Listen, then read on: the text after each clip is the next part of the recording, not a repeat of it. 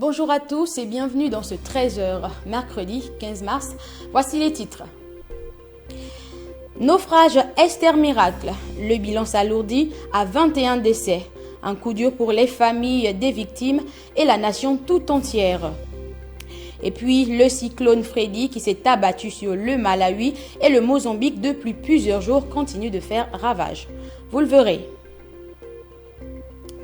Naufrage Esther Miracle en ouverture de cette édition. Les suites de la catastrophe maritime au large de Libreville, 15 nouveaux corps ont été repêchés des eaux hier soir par les équipes de recherche. Les victimes ont été transférées vers les maisons de pompes funèbres de la place. Bienvenue, Miko. Dans ces ambulances qui quittent le port molle de Libreville, des corps, 15 au total, des naufragés de la catastrophe maritime du 9 mars dernier. L'émotion ici est perceptible. Derrière ce dispositif de sécurité, les familles des victimes de ce drame assistent au transfert des corps vers les maisons de pompes funèbres.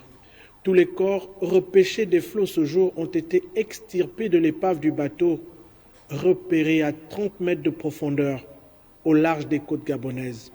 Ce soir encore, il faut saluer la bravoure des équipes et du dispositif de recherche des forces aériennes, terrestres et navales mis en place depuis cet accident maritime.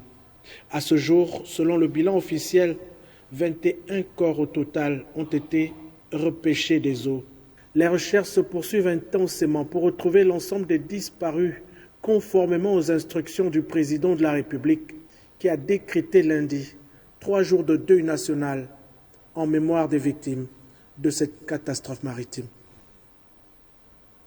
Et puis, dans la nuit du 14 mars, plusieurs familles se sont rendues au CHU d'Angonje pour l'identification des corps. Plus d'une dizaine de personnes sans vie ont été trouvées et certains ont été reconnus et d'autres en attente encore de reconnaissance par leur famille. Toujours dans cette actualité, le procureur de la République près du tribunal de première instance de Libreville, André-Patrick Ropona, a annoncé dans un communiqué que plusieurs personnes ont été saisies et gardées à vue après le naufrage du ferry baptisé Esther Miracle. Reportage signé Maya Meza.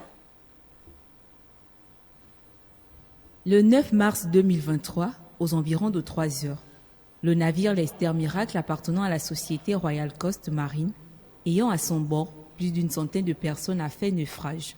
À la suite de ce drame, 124 personnes ont pu être secourues. 3 corps sans vie avaient d'abord été repêchés avant que 3 autres ne le soient dans la soirée d'hier, portant ainsi le total à 6 à ce jour. Tandis que 31 personnes sont portées disparues et les recherches se poursuivent sans relâche. Le porte-parole du gouvernement, Yves Fernand Mafumbi, a annoncé dans une déclaration la suspension de tous les responsables de la marine marchande gabonaise. Le parquet de la République a ouvert une enquête visant à comprendre les raisons de ce naufrage pour parvenir à établir les responsabilités des uns et des autres. À ce jour, certaines personnes ont fait l'objet d'interpellations et leurs auditions sont en cours pendant qu'elles sont gardées à vue. Indiquant également que d'autres interpellations sont envisagées dans les heures à venir. Un deuil national de 3 jours a été décrété par le chef de l'État Ali Bongo Ondimba en mémoire des disparus. Les drapeaux seront mis en berne et interdiction de toutes les manifestations festives et sportives. Même actualité, sur ce plateau, nous sommes en ligne depuis Port-Gentil avec mademoiselle Laetitia Meillet qui a emprunté le Esther Miracle 4 jours avant le naufrage. Estelle Meillet, bonjour. Vous avez pris le même bateau 4 jours avant pour Port-Gentil. Comment vous sentez-vous après avoir vu que ce bateau a fait naufrage? Je suis tellement dévastée. Je ne sais pas comment je me sens. Je sais pas. Je me sens mal. Je me sens angoissée. J'ai peur. C'est lorsque je me souviens que j'ai emprunté ce bateau le dimanche 5 mars. Le bateau venait à Port-Gentil. J'ai emprunté ce bateau le dimanche 5 mars. On a embarqué à 17h à Libreville, au port molle, à Royal Coast. On a passé toute la nuit dans ce bateau. J'ai pleuré de toutes mes larmes. Quand je pense que je suis passé par là, avec le même bateau, je ne sais pas. La peur m'a envahi en fait. J'ai du mal à oublier. L'image me revient à chaque fois. L'image me revient à chaque fois. Mon Dieu, donc j'étais dans ce bateau. Donc, si le bateau là coulait, quand je suis venu le dimanche, là, le dimanche 5 mars, mon Dieu, qu'est-ce que j'allais faire? Qu'est-ce que j'allais faire, mon Dieu? Donc, même là, pour retourner, je ne sais pas. J'ai très peur, j'ai très peur. J'ai très peur. Mademoiselle Laetitia, pensez-vous revenir sur Libreville maintenant? Si oui, par quels moyens? Je ne sais plus comment, par quel moyen sur lequel je pourrais revenir sur le... Je ne sais plus le moyen sur lequel je pourrais revenir sur Libreville. Je ne sais même plus. Parce que pour l'instant, les bateaux sont contrôlés. Les bateaux rapides là sont contrôlés. J'ai aussi vu ça dans l'actualité. Je ne sais pas à quel moment je vais descendre sur Libreville. J'ai bien envie, mais je ne sais pas comment je vais faire. Je ne sais plus comment je vais faire pour revenir sur Libreville. Je ne sais plus. J'essaie un peu d'attendre. Après le deuil national, s'il y aura des décisions qui seront prises par le gouvernement, parce que je peux dire que je suis déjà bloqué ici. C'est pas gentil, je ne sais plus comment je vais faire pour revenir sur Libreville. Je vais attendre les décisions gouvernementales. Comme ça, je pourrai revenir sur Libreville. On peut dire, mademoiselle Laetitia, que vous avez encore un peu peur de rentrer sur Libreville? Pour l'instant, je ne peux pas dire que la peur est passagère. Parce que je n'arrête pas d'oublier cela. Je n'arrête pas d'oublier cela. La peur est toujours là. Surtout lorsque je pense que j'ai passé la nuit dans ce même bateau. Parce que j'ai reconnu le bateau sur les photos. J'ai reconnu ça. J'ai reconnu le bateau sur les photos. Donc, à un moment donné, la peur, pour moi, elle n'est pas encore passagère. Elle ne peut pas être passagère. Pour moi, c'est pas... Peut-être que je vais oublier, mais pas maintenant. Pas maintenant. Pas maintenant. Pas maintenant. Parce que lorsque j'ai vu ce bateau, je dis mon Dieu, mon Dieu, mon Dieu, mon Dieu. Et c'est l'image me revient à chaque fois. Depuis qu'il y a eu ce deuil-là, l'image est toujours là. Quand je vois tout ce qui se passe, quand je vois on repêche les morts, donc la peur est toujours là, est toujours là. Je pense toujours à moi-même, je me dis, si j'étais dans cette situation, qu'est-ce que j'allais faire, mon Dieu? La peur, pour l'instant, elle n'est pas partie, elle est toujours là avec moi. Je ne sais pas. J'espère qu'elle va partir, mais pas pour l'instant, pas pour l'instant. Merci mademoiselle Laetitia pour ces différents éléments de réponse. Et pour être un peu plus complet sur cette actualité, nous recevons sur ce plateau Roland Djakou de notre rédaction. Roland, bonjour. Bonjour. Alors, quelle est la situation au 6e jour de la catastrophe? Au 6e jour de la catastrophe, c'est toujours la consternation, si la tristesse que l'on peut lire sur le visage des familles qui sont encore en attente peut-être d'un miracle de la part des secouristes qui sont de l'autre côté en train de mettre tous les petits plats dans les grands pour pouvoir poursuivre la recherche avec les moyens qui sont mis à la disposition grâce au président Ali Bongo, mais aussi au gouvernement gabonais. Au 6e jour, la situation, comme je l'ai dit, au risque de me répéter, est très très lourde. Le bilan s'alourdit, comme vous l'aviez d'ailleurs vu au début de cette édition d'information. 124 personnes ont été secourues, 21 corps sans vie ont été retrouvés et 16 personnes sont portées disparues. On parle de 6 à 21 personnes décédées, ce qui n'arrange pas totalement les familles. Il fallait d'ailleurs s'y rendre du côté du Port-Moll hier parce que l'équipe de TV+ est mobilisée jusqu'à presque 1h du matin pour suivre justement cette actualité et essayer de comprendre un peu de comprendre les mécanismes qui sont mis en place pour permettre à ce que les équipes de recherche puissent continuer à rechercher, bien évidemment, parce que ça, il faut le préciser, que ces 15 corps ont été découverts entre 10h et 18h de la journée d'hier, du 14 mars. Donc, il y a eu, ils sont toujours à pied d'œuvre, ces équipes, pour pouvoir retrouver des corps, et au risque de me répéter, on attend qu'un miracle peut-être se produise, parce qu'il y a des familles qui sont encore dans le déni, qui se disent non, on préfère en parler, on reste confiant, peut-être que nos personnes qui étaient dans ce bateau et qui malheureusement ont coulé avec le navire reviendront, peut-être qu'il y a eu telle ou telle chose, plusieurs choses se disent du côté du Port-Moll, mais aussi on s'est rendu du côté du CHU d'Angonji, où les corps ont été déportés pour identification. Plusieurs familles se sont dirigées vers la morgue de l'hôpital d'Angonji pour essayer effectivement d'identifier les corps. C'était pénible. C'était très pénible de voir des femmes en train de pleurer, de voir des hommes qui sont en train d'identifier des corps qui étaient presque méconnaissables. Et ça, il faut le préciser. Et c'est une situation qui met non seulement les familles dans une position très difficile, mais aussi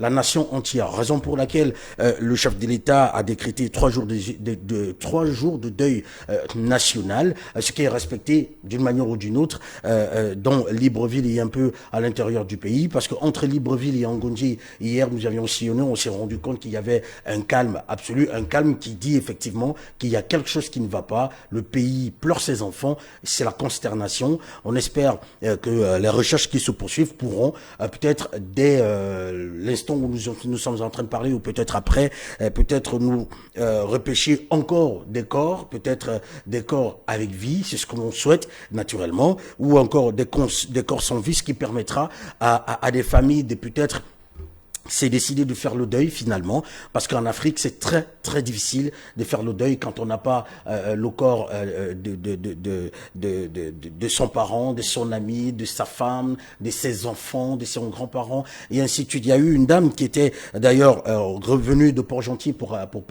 prendre part aux fiançailles de sa fille. Il fallait voir effectivement comment c'était pénible pour le couple qui venait de se fiancer. Certainement qu'il y a des questions qui passaient un tout petit peu de gauche à droite dans la tête de ces deux-là qui se sentaient d'une manière ou d'une autre coupables. Des choses se disent, ça et là, mais on pense, on garde la foi et on a confiance aux équipes de recherche qui sont en train de draguer le fond de la mer pour essayer de repêcher nos compatriotes qui, malheureusement, avaient pris le navire ce 9 mars. Bien, Roland, visiblement, les têtes commencent à tomber, une des mesures attendues des populations.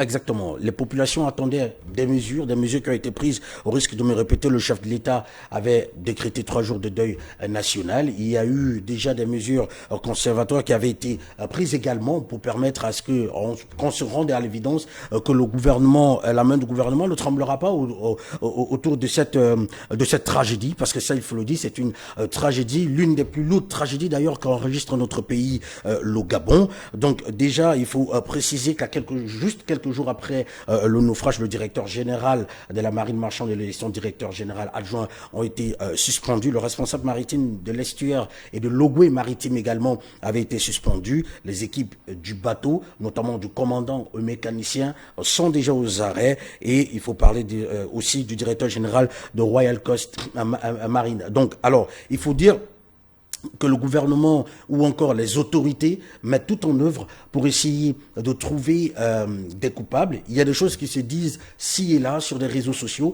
Faisons attention à des fake news, parce qu'il y a effectivement des informations qui viennent créer la psychose la psychose que la situation n'a d'ailleurs déjà créée. Il faut faire très attention aux informations que nous avons sur Internet, parce que nous devons faire confiance en la justice, nous devons faire confiance aux autorités qui ont ouvert une enquête, et on espère que l'enquête aboutira et que les responsabilités seront, on pourra dégager des responsabilités et que des coupables seront punis selon la loi en vigueur.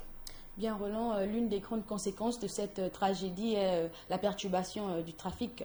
Bah oui, ça, comme vous l'avez tantôt écouté dans votre correspondance avec Laetitia Meuillet depuis Port-Gentil, qui est une Librevilloise, se retrouve à Port-Gentil peut-être pour des questions professionnelles ou familiales, mais aujourd'hui nourrit d'une manière ou d'une autre la psychose de pouvoir rallier Libreville par la mer, parce que il faut, et ça va de soi de savoir que certains Gabonais aujourd'hui vont nourrir un peu cette crainte-là de pouvoir prendre le bateau. Peu importe, la compagnie peut-être qui se présentera à ses compatriotes, il y aura un peu cette réticence de pouvoir prendre le bateau et rallier Libreville. Laetitia l'a dit, elle pourra regagner Libreville, mais pas maintenant, et certainement peut-être pas par la voie maritime. Donc c'est normal que ces psychoses soient là, et c'est pourquoi il faut d'ailleurs cette assistance psychologique pour permettre à ce que les Gabonais puissent comprendre que c'est une situation, un accident, ça peut arriver, même si il y a d'aucuns qui disent que le risque qui a été pris,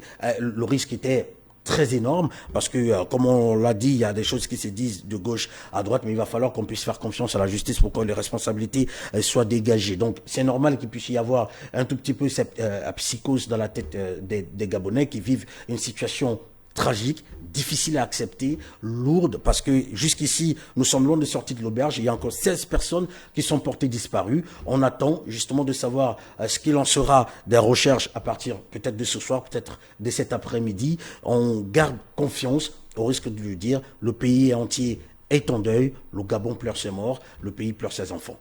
Merci Roland d'être passé sur ce plateau et pour ces différentes réponses au sujet de cette tragédie. Merci à vous, Leslie. Bien, nous poursuivons cette édition d'information. Parlons journée internationale, cette fois-ci, journée des droits des consommateurs. Elle est célébrée tous les 15 mars et cette année, les Nations Unies ont focalisé l'attention de la communauté internationale sur le thème finances numériques équitables, particulièrement sur les difficultés d'accès aux services financiers. C'est un récit signé Ralph Lenyongo. L'accès aux services financiers pour tous et partout, ses corollaires, l'exclusion financière sont une problématique qui se pose à l'ensemble des pays de la communauté internationale. Les technologies ont le potentiel de résoudre ce problème de développement, entre autres, pour atteindre les objectifs fixés par l'ONU et la Banque mondiale.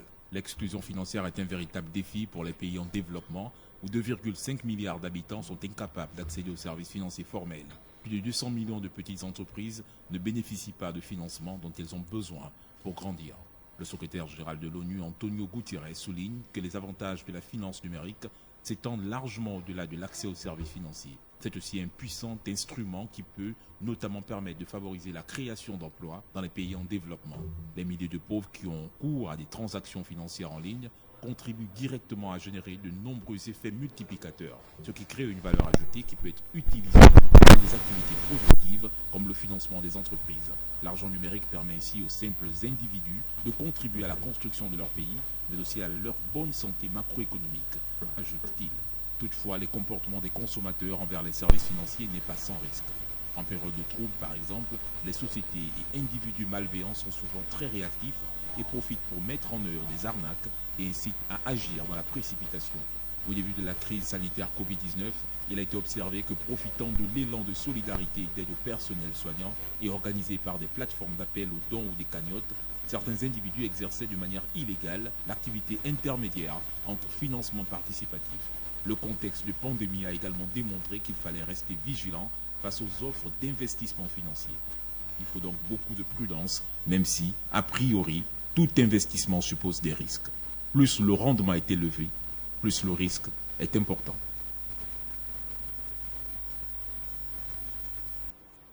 Économie à présent, selon la Banque des États d'Afrique centrale, le volume de crédit octroyé par les banques de la CEMAC a baissé de 13% au troisième trimestre de 2020. Conséquence du contexte économique mondial difficile et cause d'un manque d'investissement dans les pays concernés. Sophie Eyegé. À Libreville, les grues de construction se font de plus en plus rares. Pour les professionnels du bâtiment, c'est le signe d'un manque d'investissement. L'État gabonais, premier investisseur dans le BTP, doit faire face à une mauvaise conjoncture économique, forte inflation, baisse du prix du pétrole, taux de chômage chez les jeunes élevé. Pour y remédier, le gouvernement oriente alors ses dépenses dans l'aide aux ménages ou encore la subvention des produits de première nécessité. L'heure n'est donc pas à l'investissement, qui constitue un risque financier. Du côté des particuliers, le contexte économique mondial accroît les difficultés des ménages à emprunter aux banques. Le volume des crédits accordés fin 2022 a baissé de 13% par rapport au deuxième semestre. Les effets de la guerre russo-ukrainienne entraînent un renchérissement des cours des matières premières et une perturbation des circuits d'approvisionnement. De ce fait, la CEMAC continue de subir les tensions inflationnistes et, donc, un durcissement des conditions monétaires au cours du troisième trimestre 2022, explique la Banque des États d'Afrique centrale. Ces conditions monétaires ont pris la forme de taux élevés et en hausse. Entre septembre 2021 et septembre 2022, le taux directeur de la BAC a augmenté de 46 points de pourcentage et la hausse a été encore plus salée entre le deuxième trimestre 2022 et le dernier, lors duquel le taux est passé de 9,99% à 10,75%. À titre de comparaison, le taux directeur de la Banque centrale européenne, à la même période, s'élevait à moins de 3%.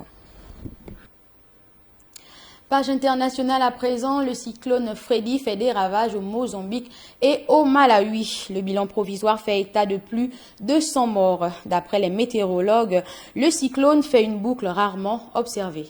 Reportage.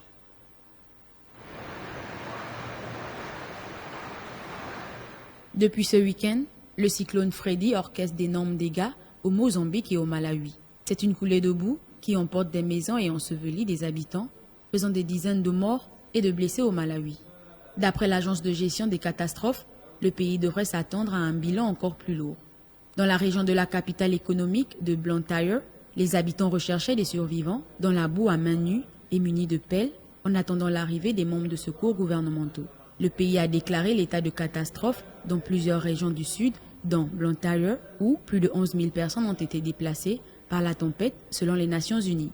En passe d'être classé le cyclone le plus lent jamais enregistré par les météorologues. Freddy avait déjà touché Madagascar et le Mozambique fin février. Le bilan était alors 17 morts et des milliers de déplacés et des maisons ravagées.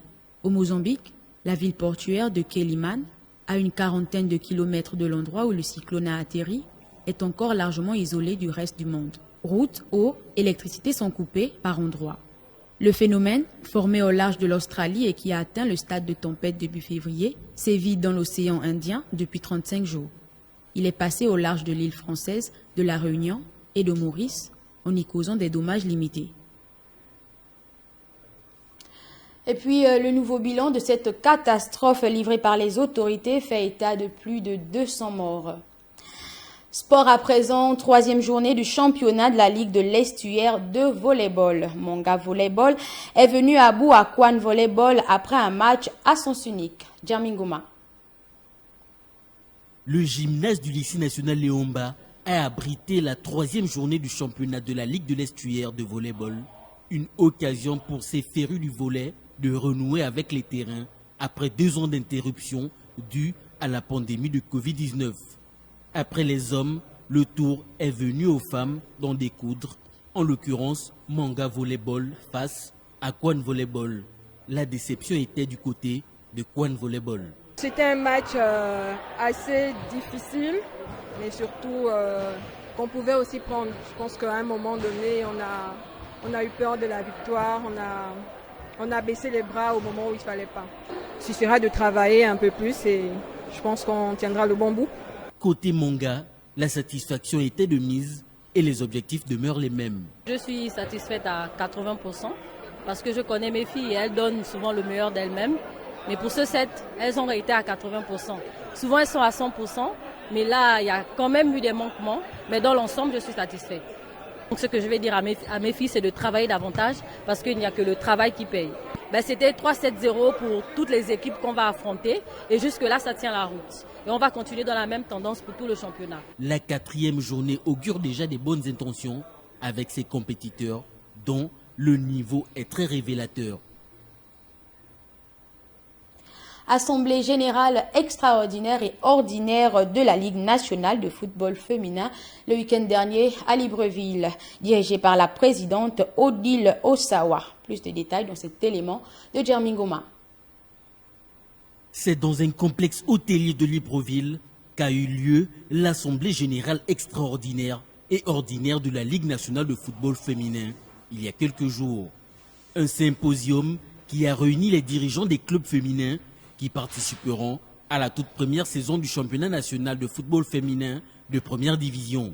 Une assemblée générale extraordinaire dont l'objectif était l'examen et la validation des textes réglementaires qui constituent la LINAFEM. Il faut dire qu'après notre élection le 26 novembre 2022, la Ligue, la FEGAFOOT la commission qui avait mis en place la création de cette ligue, nous avait donné des statuts à compléter et à amender. Donc c'est ce que nous avons fait pendant tous ces derniers temps. En deuxième partie, il s'est agi de discuter de l'Assemblée générale ordinaire dont les points importants tournaient autour d'eux. La qualification des joueurs, le chronogramme un peu de nos activités. Tant bien que mal, nous avons déjà commencé nos activités sans avoir de siège véritablement, mais bon, nous travaillons quand même parce qu'il faut dire que la LINAF nous prête ses locaux pour nous réunir et donc on essaye de faire avancer les choses avec ces moyens qui sont à nos dispositions. Donc nous avons travaillé sur le chronogramme des activités, notamment les projets de date que nous avons mis en place pour la qualification des joueurs, les examens médicaux que les joueuses doivent passer et des propositions de date de démarrage du championnat. En pleine préparation actuelle, les clubs de football féminin ont déjà une idée précise de la date du démarrage effectif du championnat national. On retient déjà que le championnat va se jouer à 2 phases. Une phase aller avec 2 poules de 7 équipes. Puis au sortir de là, les 3 premiers de chaque poule seront retenus pour jouer des playoffs qui vont définir la championne de cette saison. Le bureau exécutif et les délégués sortent de cette assemblée satisfaits en espérant que les choses se passent telles que décidées lors de cette AG.